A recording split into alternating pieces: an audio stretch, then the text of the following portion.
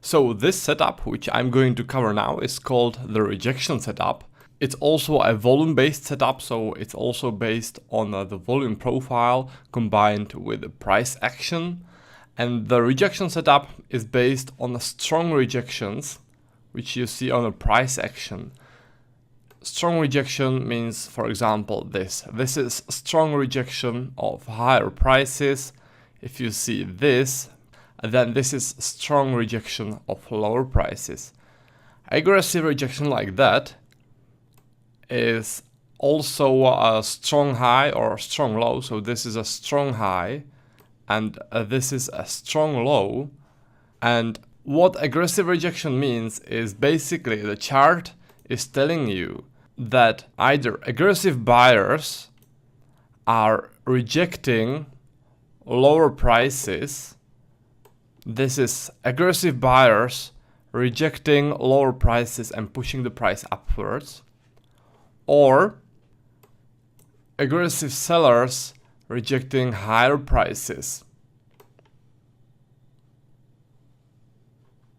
This is aggressive sellers, those sellers rejecting higher prices.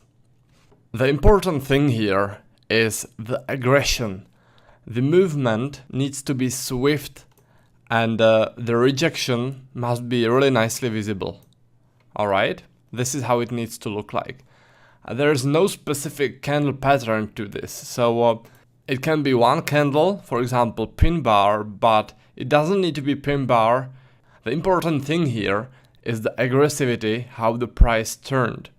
So there is no specific candle pattern. So for example, if you look on a 30-minute chart, then the rejection could look, for example, like this.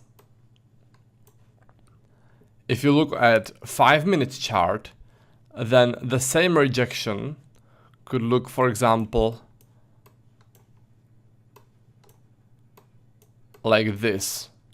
Alright? In both cases, it is a strong rejection of higher prices, aggressive rejection and change of price movement. But there is no one specific candle pattern which will define the rejection. But the important thing we look for is the aggressivity.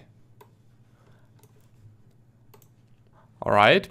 The core of this setup is basically you want to identify the volume cluster which got created within the rejection. So if there is rejection of higher prices, indicating strong and aggressive sellers, then you want to look inside the rejection and search for a significant volume cluster within the rejection. And where there is a significant volume cluster, this means that this is a place where most of the action took place. So for example, in this rejection, if there was a volume cluster in here, so the volume profile looked, for example, like this. I mean the volume profile for this area, alright? Then this would be the place where most action took place and where the sellers who rejected higher prices placed most of their positions. So this is the most important place in the whole rejection. So let's now have a look at specific steps in this trading setup. The first step is you look for strong rejection of higher or lower prices. So in this picture, in this case, there is strong rejection of lower prices. This is what you look for. Afterwards, as I already said, you identify the heaviest volume cluster within the rejection. So if you look at the picture, then this is the heaviest volume cluster within the rejection, within this rejection area. Alright? And from the heaviest volume peak, you draw a line. Heaviest volume peak is in here, so you draw a line from there. And when the price makes it back to the level again, when there is a pullback to the significant volume cluster, you enter your trade, which will be in the direction of the strong rejection. So this is rejection of lower prices. And for that reason, you'll be entering a long from there. Because strong buyers rejected lower prices, which means that in this place, strong buyers placed a lot of their buying positions, and from there they aggressively started buying. So when the price makes it back to this level, those buyers are likely to defend their volumes, to defend their positions, and to push the price upwards again from this level. So that's why you go long from there. You don't need to wait for any sort of confirmation, you just enter at first touch. Alright? You use the flexible profile on the rejection area. So as in the picture, this is the rejection area. This is where you use the volume profile. You are interested only in the volumes within the rejection. And the very important thing here is if there is no significant volume cluster within the rejection, then you don't take the trade. So if you don't see anything like this, if you don't see any significant volume cluster, then there's no trade. One more example of the same setup. This time there were aggressive sellers rejecting higher prices, pushing the price downwards. Now within the rejection area, the heaviest volume cluster was this one, and heaviest volumes are right there.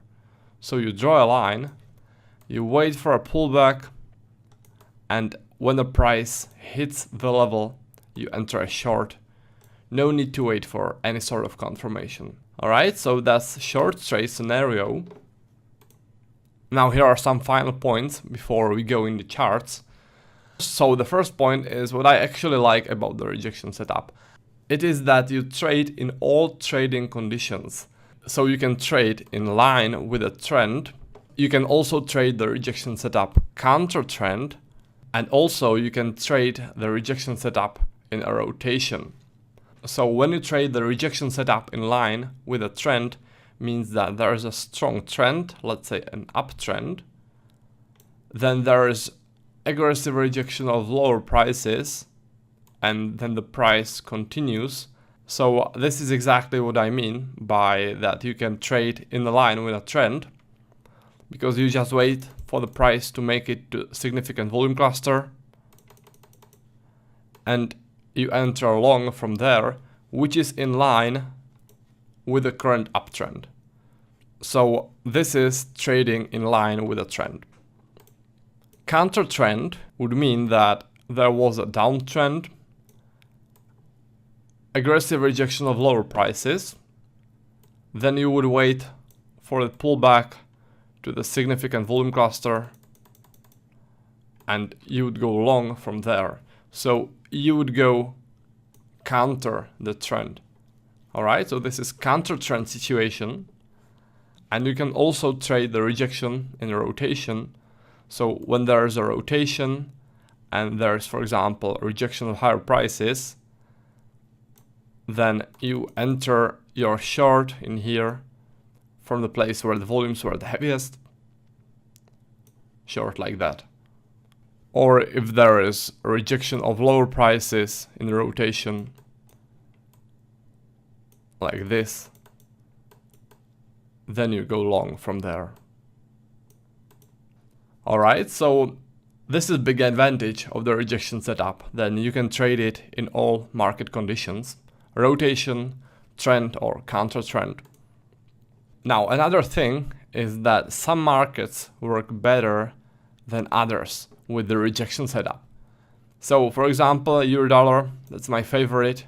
The rejection setup works pretty nicely in here, but on some other charts, the rejection setup may not work as well as on the euro dollar, especially when you trade intraday. If you trade, for example, swing trades with daily candles, then the rejection setup will work better on all trading instruments. But when you trade intraday, then I found out that some markets work better than others. The best market to trade the rejection setup, in my opinion, is the euro dollar. Also, the rejection setup is harder to spot than, for example, the volume accumulation setup or the trend setup. Those are the two setups I already talked about. This one is harder to spot because it's harder to tell whether the rejection is significant, whether it's strong one, or whether it's not really that significant. So it takes some practice, it's not that easy to tell. My suggestion is you first master the volume accumulation setup and the trend setup, and only after that you go to the rejection setup, alright? Because it's the hardest of those three. So that's it for the theory for the rejection setup, and in the next video we'll go into real charts and I'll show you how the rejection setup works and how it looks like.